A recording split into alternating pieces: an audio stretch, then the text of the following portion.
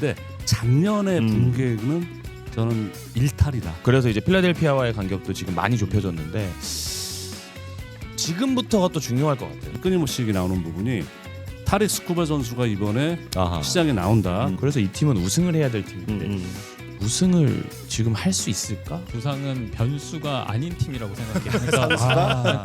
그러니까 그게 왜냐면 아쿠냐 어디 갔어? 아쿠냐.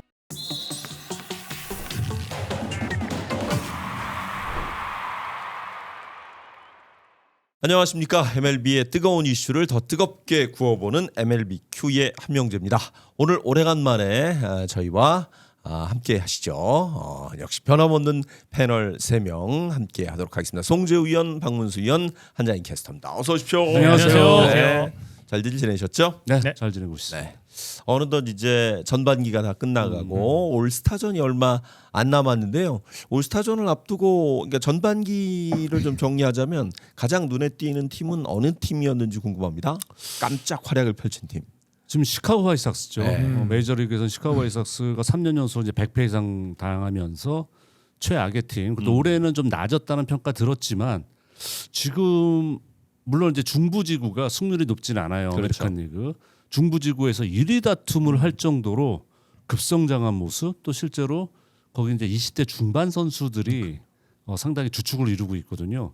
물론 최근에 이제 무라카미 선수가 다쳐서 못 나오곤 있습니다만 그동안 정말 고통을 받으면서 성장을 했던 3, 4년 차, 뭐 길어야 4, 5년 차 이런 선수들이 이제 확실하게 자리를 잡으면서 돌풍을 일으키고 있습니다. 네. 박문수 위원은 가장 놀랄만한 팀 전반기 어느 팀 보시겠어요? 가장 사실 기대와 다른 성적을 보이고 있는 팀은 저는 템파베이도 꼽을 만할 것 같아요. 템파베이도 뭐 다른 지구 내 팀들의 전력이 많이 좋아지면서 이 정도 성적을 낼 거라고는 좀 예상 못한 것 같은데 카미네로 선수도 있고 이제 거기도 팀이 전체적으로 이제 젊은 선수들이 그렇죠. 또 힘을 내주고 있으면서 템파베이도 좋고 이정우 선수의 활약도 빼놓을 수는 없을 것 같습니다. 전반기에 네, 감사합니다. 네. 하자인 캐스터는 직접 뭐 중계하는 입장에서 어느 팀이 가장 깜짝 놀랄만한 전반기를 보냈나요? 전 샌프란시스코 자이언츠. 다른 의미로 이렇게 못할 줄 몰랐어요. 다른 의미로. 네, 이렇게 못할 줄 몰랐고 너무 그냥 지금 꼴찌 경쟁을 하고 있다라는 상황에서 이 팀 어떡하나라는 좀 걱정이 될 정도인데 뭐 전반기 끝나고 그 트레이드 마감 시간 때 어떻게 움직일지 좀 포지 사장 좀 보고 이제 우리의 선수 시절의 포지를 좀 떠나보내야 될 때가 되지 않았나라는 생각도 좀 들고 잘한 팀으로 생각하자면 전 애틀랜타도 잘했던 것 같아요. 네, 작년에는 워낙 초반 출발이 안 좋았고 막 반등하려는 시점마다 이게 누가 다치고 이래서 정말 어려웠었는데 올해는 일단은 뭐 큰 이변이 없는 한 전반기는 뭐 이제 지구 선두로 마칠 상황이 됐고 해줘야 될 선수들이 좀 해주고 있고 또 이제 뭐 잠시 뒤에 얘기를 또 하겠습니다만 아쉬운 선수들도 좀 있기 때문에 애틀랜타는 좀 상승의 여지가 남아 있는 선두를 좀 달리고 있다라고도 생각이 들었습니다. 네, 역시 주제에 맞게 애틀랜타 이야기를 우리 한자인 캐스터가 해줬습니다. 그래서 오늘은 그 애틀랜타에 대한 얘기를 좀 해보려고 해요. 아무래도 이제 애틀랜타가 전통의 강호였는데 사실 최근에는 그다지 그렇게 성적을 잘 못 냈었잖아요. 그러니까 애틀랜타가 그래도 사실 2020년 돼서 월드 시리즈 우승도 했었고 매년 그래도 포스트시즌 단골 손님이었단 말이에요. 근데 작년의 붕괴는 저는 일탈이다. 일탈이다. 작년이. 이건 일탈인 거죠. 그러니까 뭐 이 자리에 없습니다만 우리 이희영 위원을 작년에 놀리는 재미가 쏠쏠했는데 그건 일탈이에요. 사실 일탈이고 근데 이제 이게 쉽지 않은 거죠. 어쩌면 그렇게 주축 선수들이 다 손에 손을 맞잡고 동반부진, 동반부상 이런 게 다 생길 수가 있는지 보통 이렇잖아요. 그래서 한두 명, 뭐 두세 명이 좀 떨어지면 또 치고 올라오는 선수가 있고 이러면서 유지가 되는데 지난해 애틀랜타는 방법이 없더라고요. 전부 다 부진하니까. 그러니까 작년에 신인왕 받은 그 드레이크 벌드윈 선수 그러니까 포수를 제외하고 이 선수 새로 나온 선수였으니까 이 선수를 제외하고 이름값을 한 선수가 한 명도 없습니다. 그러니까 올해 이렇게 올라와서 지금 뭐 내셔널리그 계속 승률 1위 다툼도 하고 이렇게 하고 있는 거는 난 지극히 이건 정상적 궤도로 다시 돌아온 것뿐이지 작년이 비정상이었다 이렇게 보는 거죠. 이제 작년에 얼마나 이제 팀이 정말 이제 끝까지 갔는지 이제 볼 수 있는 지표 중에 하나가 규정 이닝을 소화한 선발 투수가 없었어요. 야, 한 명도 없이. 심각하네요. 그래서 이제 가장 많이 이닝을 소화한 투수가 브라이스 엘더 선수가 156.1이닝을 던졌고, 그리고 저는 이 기록을 보고 좀 놀랐는데 작년에 출전한 야수가 71명이었어요. 71명. 그리고 등판한 투수가 46명. 그러니까 이게 사실 이제 애틀란타를 뭐 워낙 이제 오랫동안 봐 오셨으니까 그렇죠. 이제 애틀란타 하면 딱 떠오르는 이미지는 투수 왕국이잖아요. 그럼요. 그래서 이제 정말 확실한 선발 투수들과 또 그를 뒷받침하는 마무리들, 뭐 필승조들, 그래서 이제 적은 인원으로 투수 운영을 잘하는 팀으로 그렇죠. 알고 있는데 이제 46명이 등판한 시즌은 역대로 뭐 이제 뭐 경기 수가 늘어난 이후 162경기 체제에서는 없었고, 그래서 2003년을 한번 봤거든요. 네. 그러니까 한차 이제 애틀란타가 좋았었던 시기에는 17명으로 시즌을 꾸렸습니다. 네. 한 시즌을 네. 그것도 이상한 거 아니에요? 아니 근데 그럴 수밖에 없는 게 뭐 탐글레빈 뭐 200이닝 뭐 매덕스 200이닝 던지고 이러니까 이런 식으로. 그렇죠. 그러니까 워낙 선발 투수들이 많은 이닝을 책임지니까 그러니까 그것 또한 놀라운 기록이긴 한데 그만큼 지난해에는 부상으로 좀 힘든 시즌이었다. 네, 이렇게 볼 수 있을 것 같습니다. 지난해가 비정상이었군요. 네. 그렇죠. 네, 지난해 뭐 마이애미 따라잡았다고 우리 희영이 형이 좋아했던 기억도 좀 나고. 슬프네요. 진짜. 야 이제 시작이다 막 했었는데 시작이라는 얘기 한 서너 번 하다 보니 시즌이 족쳤다는 슬픈 얘기가. 전 그래도 올해 애틀랜타가 초반부터 굉장히 잘했거든요. 네. 그러니까 이 초반부터 잘하는 이 팀의 행보에 따라서 같이 중계를 하는 옆에 있는 해설위원이 기분이 좋으니까 저도 중계하기가 참 수월했던 이번 시즌이었다. 눈치 보게 돼요, 그죠? 네. 못하면. 오늘 왠지 애틀랜타 이야기하면서 이영 해설위원한테 저희가 출연료를 좀 줘야 될 것 같긴 합니다. 자주 언급하면 뭐 고려해 보도록 하죠. 그러니까 아무런 연관성이 없는데 갑자기 애틀란타 얘기를 하고 있어요. 올해 같은 경우. 그러니까 그만큼 이제 기분이 좋고 모든 좋은 상황은 애틀란타랑 연결이 되는 거죠. 근데 말씀드린 것처럼 이거는 애틀란타 졸부 팀이 아닌 거죠. 그렇죠. 졸부 팀이 아니기 때문에 작년에는 선발진엔 부상 그리고 야수진은 동반 부진 이게 정답이거든요. 그러니까 말씀드린 것처럼 이게 한꺼번에 다 벌어지니까 이런 경우는 찾기 어렵다. 그렇죠. 그럴 정도로 작년에 애틀란타는 정말 최악이었습니다. 네. 그러면 올해 뭐 원래대로 돌아간 거지만 어떤 네. 부분들이 좋아졌는지 투타 부분으로 한번 좀 생각을 좀 해보도록 하죠. 어떤 부분이 좀 정상으로 돌아왔는지 궁금합니다. 일단 애틀란타는 늘 끊임없이 좋은 투수들을 밀어 올리는 팀이잖아요. 그렇죠. 사실은 지금 마운드도 마운드인데 타선이 해줄 선수들이 그대로 다 돌아왔어요. 맞아요. 그러니까 예전에 이제 그 누굽니까 홈런왕 했었던 그 일루수 올슨 선수도 지금 이제 정상적인 홈런 네. 페이스 가동하고 있고, 지난해 정말 부진했었던 아제 알비스라든가 그리고 마크 해리스 세컨 이런 선수들이 다 자기 역할 다 해줘요. 그러니까 지금 기대에 못 미치고 있는 선수가 어스틴 라일리 이 선수만 지금 작년에 부진해서 그대로 헤어나지 못하는 상황이고, 여타 선수들은 전부 다 본인이 할 만큼 다 하고 있던지 사실 지난해 크게 FA 시장에서 움직인 것도 별로 없어요. 네. 많이 움직인 것도 없는데 지금 이제 이게 또 우리 그 김하성 선수하고 물려 있으니까 그렇긴 합니다. 네, 이 주본 선수를 데려와서 너무 쏠쏠하게 잘 써먹고 있고, 이 선수가 내외야를 다 보면서 방망이 성적도 지금 거의 커리어 하이 시즌을 가고 있거든요. 그러니까 그렇지 지금 애틀란타는 모든 게 잘 된다. 네. 근데 거기서 계산에 어긋난 거는 김하성 선수. 현재 좀 마음 아프지만 그런 상황이에요. 네. 그래서 이제 김학선 선수가 아까 위원님 말씀하셨던 것처럼 애틀란타가 막 이렇다 할 대형 영입은 없었거든요. 그렇죠. 뭐 김하성 선수를 FA로 잡은 거, 그리고 이글레시아스를 또 안 쳤고, 그리고 가장 큰 영입이라고 보면 아무래도 이제 수아레스 선수를 불펜에서 그렇죠. 이제 영입을 한 게 가장 큰 영입이었던 것 같은데, 근데 이제 김하성 선수를 이제 키로 이제 내야의 중심으로 잡으면서 끌고 나갔다고 했는데 그게 틀어지자마자 저는 애틀란타가 잘한 선택이 바로 듀본을 바로 트레이드를 데리고 오고, 또 마테오 선수도 바로 빠르게 데리고 왔거든요. 그러니까 이런 부분이 시즌 준비를 좀 초반에는 어긋났지만 그 부분을 잘 메이크업한 부분이 지금 이제 야수들이 동반적으로 뭐 물론 뭐 아쿠냐도 부상으로 빠졌고 라일리 선수도 좀 부진을 하지만 다른 선수들이 충분히 메꿔질 수 있을 만한 야수진을 만들어놨다라는 그런 발빠른 움직임이 시즌 좋은 성적 좀 이끄는 밑바탕이 된 것 같아요.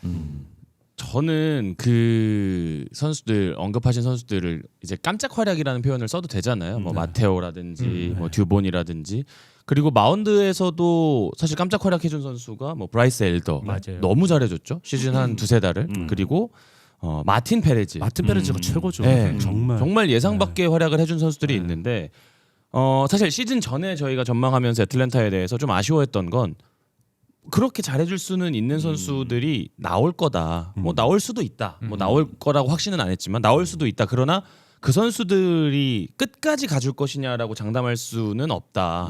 근데 그 장담할 수 없는 것이 이제 전반기 후반에 좀 나타나고 있는 네, 거죠. 맞아요. 엘더도 완전히 지금 뭐 폼을 커졌죠. 잃었고 페레즈 부상자 명단 같고 듀본 선수 한 명만 그 활약이 좀 이어지고 있고 시즌 초반에 뭐 도미닉 스미스 뭐 그런 끝내기 말로 홈런, 네. 뭐 야스트렘스키도 뭐 역할을 해주겠다 뭐 이렇게 했었는데. 이제는 그 깜짝 활약들이 좀 없어지고 있다라고 저는 생각이 들거든요. 그래서 이제 필라델피아와의 간격도 지금 많이 좁혀졌는데 지금부터가 또 중요할 것 같아요. 저는 그 21년도인가요? 우승할 때 네. 아쿠냐 없이 맞아요. 외야수 3명 예. 뭐야 얘를 왜 데려와 했던 그 선수들 3명이 뭐 솔레어, 에디 그렇죠, 로사리오 뭐 그렇죠. 이런 선수들이 결국은 막 그렇죠. 월드 시리즈까지 좋았죠. 막 끌어줬었잖아요. 그런 신의 한 수들이 지금 시점에서는 이제 프런트에서 필요하지 않을까라는 생각이 좀 듭니다. 근데 이게 아직까지는 버틸 수 있는 게 지금 현재 한장희 캐스터가 얘기했던 선수들 뭐 엘더도 이제 바닥 드러내고 있고 마틴 페레즈 부상자 명단 가고 하니까 근데 그 자리를 지금 메워주는 선수를 또 했어요. 그러니까 과거에 선발로 뛰다가 수술하면서 불펜으로 갔던 레이날드 로페즈를 다시 네. 선발로 투입을 하고 했는데 또 나쁘지 않아요. 나쁘지 않은 상황이고 지금 이제 월드랩 선수를 올렸는데 이 선수는 아직까지 컨트롤 난조에 좀 시달리는 부분은 분명히 있습니다. 그리고 그랜트 홈스 선수도 부진해서 잠깐 불펜 내려보냈었는데 복귀시키니까 다시 또 이제 네. 이 선수 던지고 있단 말이에요. 근데 이제 여기서는 마음 아픈 게 뭐냐면은 크리스 세일 말고 포스트 시즌에서 그렇죠. 잡을 수 있는 투수가 있느냐, 그렇죠. 상대방이 공포를 느낄 수 있는 투수가 있느냐가 문제란 말이에요. 근데 이제 거기서 지금 그 얘기 나오는 게 끊임없이 얘기 나오는 부분이 타릭 스쿠바 선수가 이번에 아하. 시장에 나온다. 그럼 이제 노리는 팀들이 세 팀이 가장 많이 언급이 되고 가능성이 높다 그래요. 그게 다저스, 양키스, 애틀란타랍니다. 그러니까 이 세 팀은 아마 털어줄 거예요. 네. 자기네가 갖고 있는 유망주를 털어줄 건데 얼마나 어차피 뭐 최고 좋은 유망주를 내놓는 팀에서 데려가는 거니까 그렇죠. 털어주고 제가 볼 때 애틀란타가 지금 이제 살아났고 궤도에 도입했지만은 여기는 스펜서 스트라이더 선수의 부상 복귀 이후에 부진과 또 부상자 명단 또 갔거든요. 네. 그러니까 이 선수 지금 회복이 안 되고 있단 말이에요. 경쟁력을 갖추려면은 스쿠바를 잡아야 된다. 그러니까 그래야지 제가 볼 때 가을 야구는 무난하게 갈 거란 네. 말이에요. 갈 텐데 가서 그러면 예전에 아시잖아요. 그 전성기 시절에도 올라가면 뭐해? 그렇죠. 맨날 떨어지는데 그게 또 반복이 되는 거죠. 이거에 대해서 이영현이 반론을 피려면 피라고 네, 제가 얘기하겠습니다만 지금 이 마운드로는 컨텐더들하고 같은 선상에서 경쟁하기 어렵다. 보기 때문에 이번 트레이드 시장에서 스쿠바를 비롯해서 이런 대역급 투수 있잖아요. 정말 세일을 받쳐줄 수 있는 원투펀치를 이룰 수 있는 투수를 데려오느냐가 애틀란타의 올 시즌 명암을 가를 거로 봅니다. 바로 극명하게 대비가 되는 게 이제 필라델피아의 선발진이랑 네, 비교가 그래서 그렇죠. 되는 것 같아요.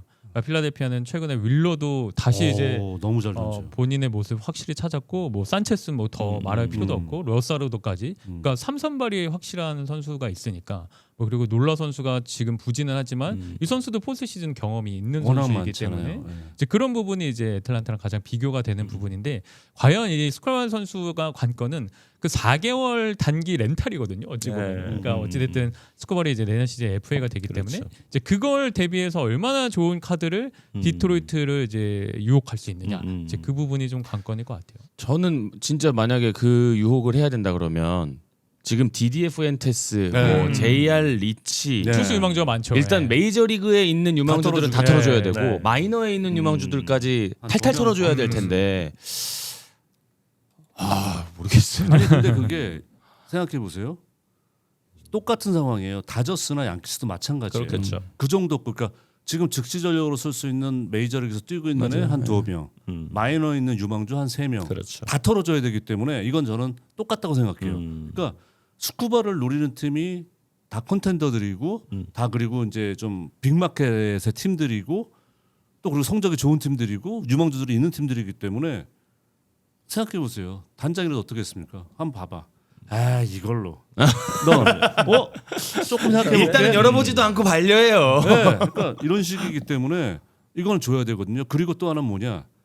애틀란타는 스쿠버를 데려오잖아요. 근데 이건 뭐 양키스도 마찬가지, 다저스도 마찬가지인데 그냥 렌탈이 아니라 잡아 앉힐 수 있는 능력들이 있는 그렇죠. 팀이라는 거예요. 물론 다저스는 연봉 워낙 지금 타 팀하고 1위인데 2위하고 차이가 엄청나게 벌어져 네. 있잖아요.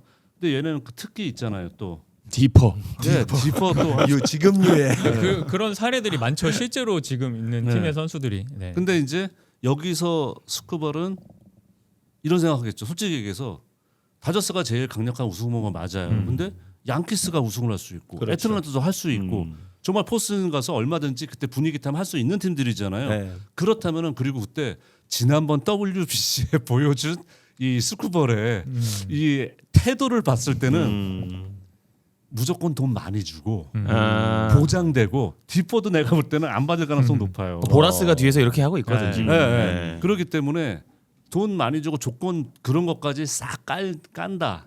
그러면은 가능하죠. 저는 문득 든 생각인데 지금 그 노사협정의 가장 큰 이 화두 중에 하나가 셀러리 캡이잖아요. 그렇죠. 네. 그게 어느 정도 정리가 되려는 신호 중에 하나가 뭔가 선수들의 좀 대형 연장 계약이 좀 나오지 않을까. 셀러리 캡으로 묶이기 전에 이 선수들이 빠르게 이 기존 계약으로 좀 묶어 놓으면서 얘네는 예외야라는 거를 좀 이제 팀들이 시도하지 않을까라는 생각이 들면서 그런 팀들에 갔을 때 이 스쿠버는 진짜 바로 그냥 딱 트레이드 한 다음 날 다음 주에 자 타타타탁 해가지고 연장 계약할 것 같은 느낌이 확 드네요. 그러니까 네.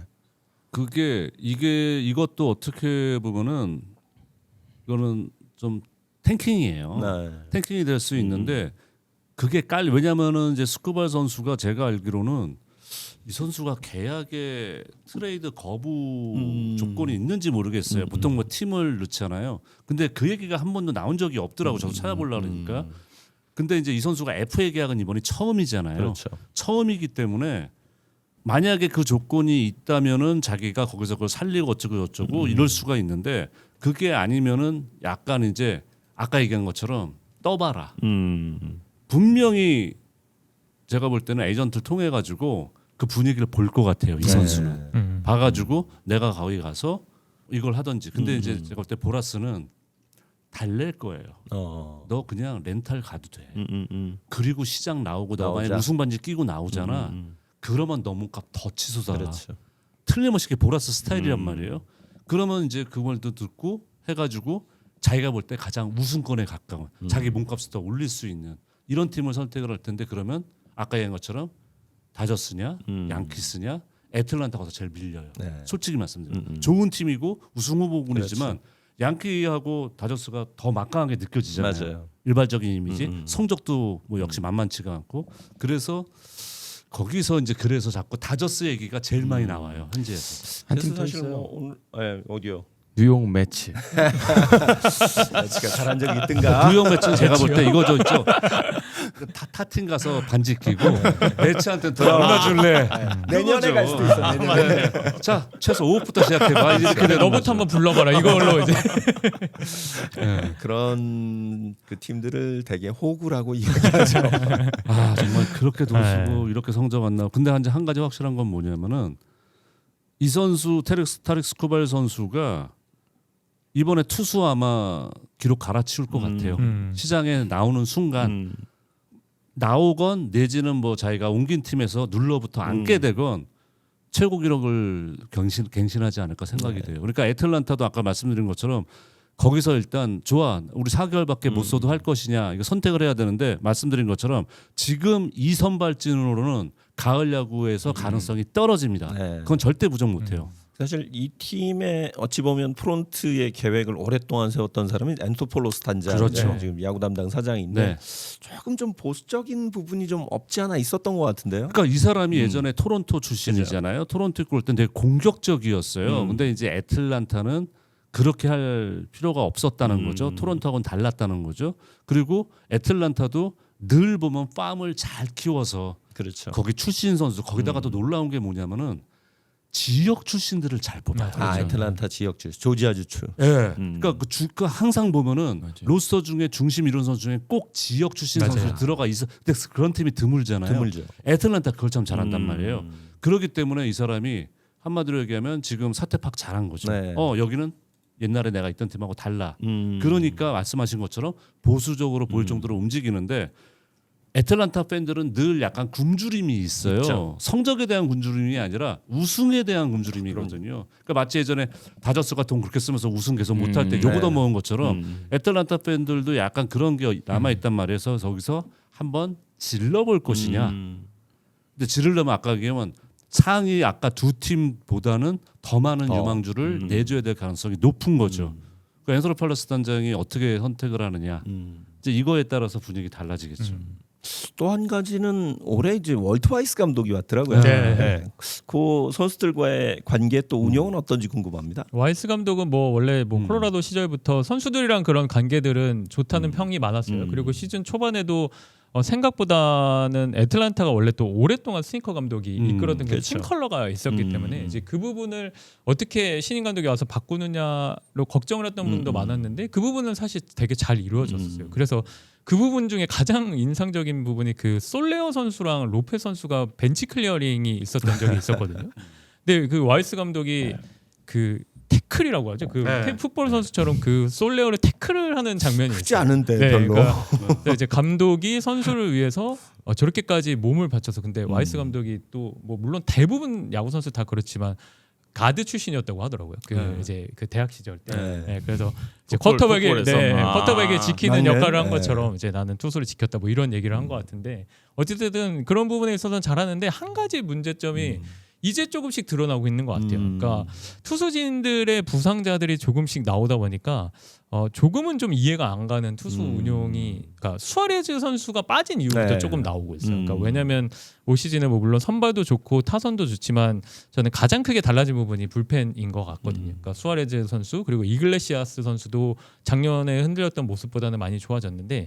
그리고 뭐 딜런 리 선수도 여전히 좋고, 그래서 뭐 킨리 선수 이렇게 6회부터 9회까지 맡아줄 수 있을 만한 그런 톱니바퀴가 작년 샌디에고까지는 아니더라도 되게 잘 어우러지는 느낌이었는데 이 수아레스 선수가 나간 다음부터 이글레시아스 선수도 좀 같이 흔들리는 모습이 있습니다. 근데 이제 그러면서 경기가 내주거나 동점 상황에서 누구를 올려야 되냐고 했을 때 조금 이해가 안 갔던 게 지난 매치전에서 그 오웬 머피 선수, 그러니까 신인 데뷔 선수를 이제 10회에 올려서 역전패를 당한 경기가 있었거든요. 네. 그건 좀 그거 아니에요? 그 불펜 로테이션상 그런 것도 연장 있긴 가서, 한데, 근데 이제 이 선수의 데뷔전 첫 등판을 이제 연장 이제 그때 올렸다라는 그 좀 비판이 좀 있긴 있더라고요. 네. 그래서 뭐 그리고 워낙 또 불펜에도 부상자들이 좀 있어요. 그래서 그런 부분 때문에 전체적인 팀의 성적이나 이런 것들이 와이스 감독이 한 번은 계기를 좀 잡아야 되지 않냐라는 의견도 좀 있습니다. 그래서 와이스 감독이 바꿔놓은 것 중에 하나가 그냥 그런 계약에 의거해서 네. 선수를 기용하지 않겠다 뭐 이런 것도 있어가지고 김하성 선수의 출전이 뭐랄까요, 조금 연봉으로 보장받지 못한 것도 뭔가 그쵸. 그 기조에 좀 영향을 받은 것 같아요. 근데 저는 어쩔 수 없는 것 같아요. 이번에 김하성 선수의 지금 부상자 명단 가기 전까지의 상황은 차라리 리헵을 조금 더 하고 올라왔으면 어땠을까라고 생각이 들 정도로 너무 뭐 아무것도 못하고 사실은 그 짧은 기간에 WAR이 마이너스 1 가까이 떨어졌기 네. 때문에 그거는 뭐 와이스 감독을 탓할 수는 없을 것 같고 근데 그런 식의 좀 뭐 전임 감독의 색깔 지우기 이런 것들은 하려고 노력을 하는 것 같은데 다시 처음으로 돌아가면 그래서 이 팀은 우승을 해야 될 팀인데 우승을 지금 할 수 있을까? 뭐 이런 의문은 좀 계속 드는 거죠. 네. 그러니까 방망이 싸움은 뭐 어느 팀하고 해도 할 수 있어요. 스피드도 있고 파워도 있고 뭐 정확도 있는 선수들도 있고 타선 싸움은 문제가 아니라고 생각하는데 마운드 쪽에서는 주축 선수들의 그동안 부상이 최근에 너무 많았어요. 너무 많았고 맞아요. 그리고 지금 그 그림자도 나타나고 있고 불펜의 뎁스도 조금 떨어진 건 사실이에요. 사실인데 그렇기 때문에 이번에 좀 바뀌었습니다. 예전엔 7월 31일이 네. 현지 날짜로 이제 늘 데드라인이었었는데 네, 올해는 8월 3일이에요. 8월 3일로 바뀌었으니까 시간을 조금 더 벌었지 모르겠습니다만 문제는 이번 트레이드 데드라인에 맞춰서 어떻게 움직이느냐 이게 가장 중요할 수밖에 없어요. 그러니까 아까 말씀드린 것처럼 가을 야구 하는 데는 문제가 없겠지만 가을 야구에 올라가서 뭐 당장 아까 말씀하신 필라델피아도 뭐 타선이 후졌습니까? 아 그럼요. 선발은 지금 거의 뭐 메이저리그 최강이라고 그럼요. 봐도 뭐 거의 문제가 없을 정도거든요. 그러니까 애틀란타는 그런 팀들하고 맞서기 위해서 마운드 보강을 해야 되는데 거기서 똑같은 생각하고 있는 제가 그래서 양키스 다저스를 말씀드린 게 거기도 우리 선발을 보강을 해야 되라는 생각을 하는 팀이거든요. 그러니까 그런 팀들하고 같이 경쟁을 해야 되니까 이건 정말 팀 선택이죠. 유망주를 어디까지 털어줄 것이냐.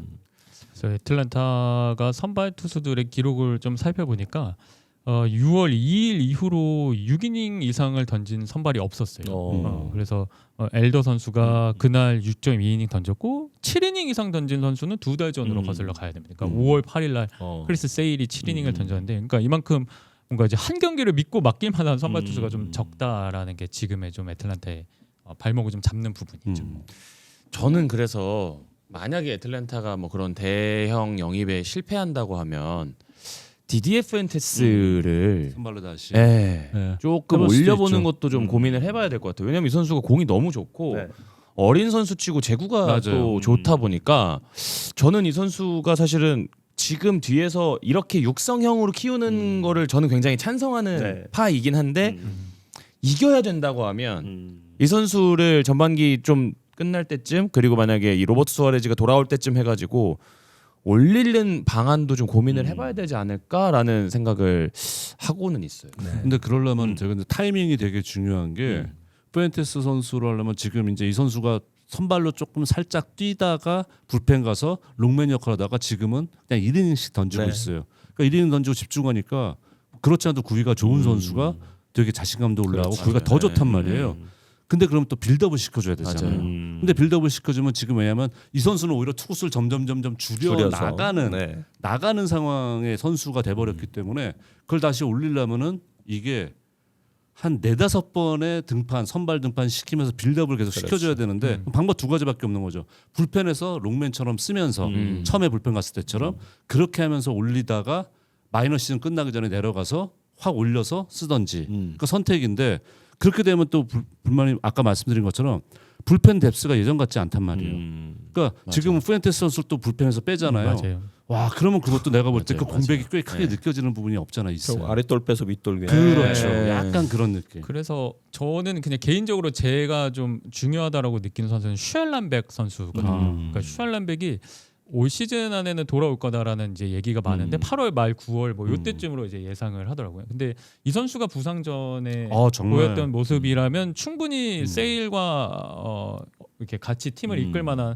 이제 프런트라인 선발급이 된다라고 저는 네. 봐서 그러니까 이 슈알란백이 어떤 몸 상태로 돌아오느냐가 애틀란타는 좀 관건이지 않을까라고 생각을. 선발 자원이 많으니까 슈얼렌박도 있죠. 지금 최근에 들어온 월드도 네. 있죠. 그리고 뭐 스미스 쇼버도 네. 있고 그리고 지금 이 푸엔테스 같은 선수들 뭐 JR 리치 이렇게 해가지고 선발 자원이 워낙 많으니까 시애틀이 사실 지금 전반기 막판에 하려다가 뭐 할랑말랑했던 그런 뭐라 그러죠? 육선발.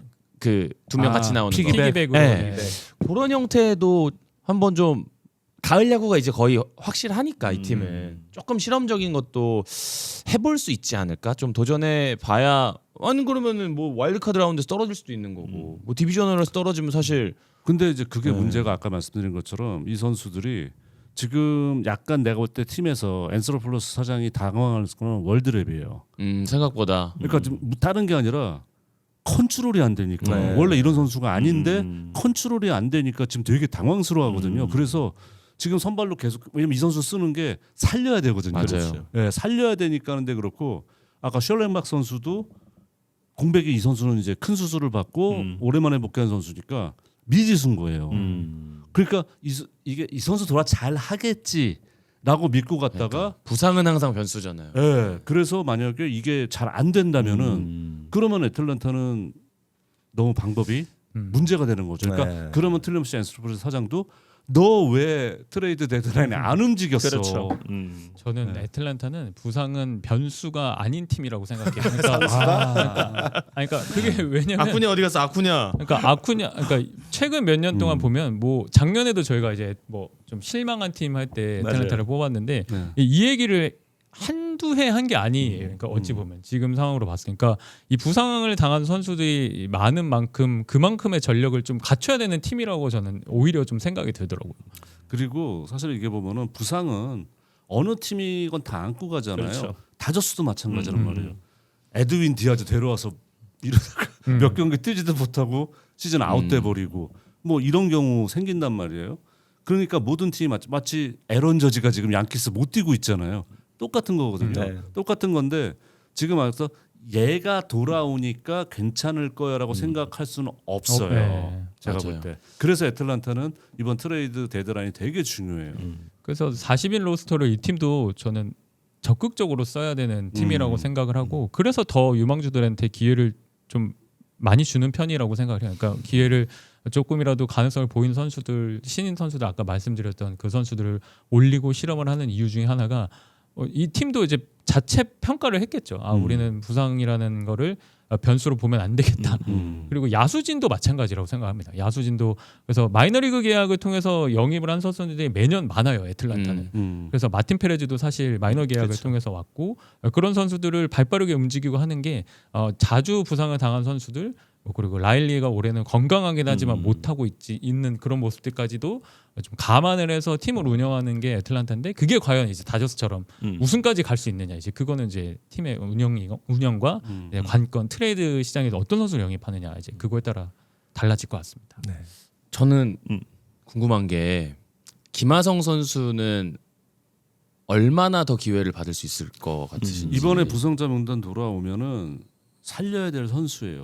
왜냐하면 뭐 아까 얘기한 것처럼 앤스로팔러스 사장이 그걸 묵인을 해줬다는 거예요. 네. 보통 이제 아무래도 연봉 많은 선수는 어떻게든 살리라라고 프런트에서 압력을 넣잖아요. 그렇죠. 근데 와이스 감독이 우리는 그런 거 없게 가기로 했다라고 얘기를 할 정도니까 자기가 실력으로 이제 이걸 해야 되는데 이번도 마찬가지입니다. 어쨌든 부상으로 빠졌기 때문에 또 마음 급할 거예요. 시즌 벌써 반환점 돌아갔죠.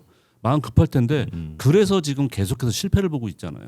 실패를 보고 있으니까 그리고 이거는 솔직히 말씀드리면 너무 최악의 성적인 거예요. 그렇죠. 너무 최악의 성적이기 때문에 마음만으로 야구할 수는 없다는 겁니다.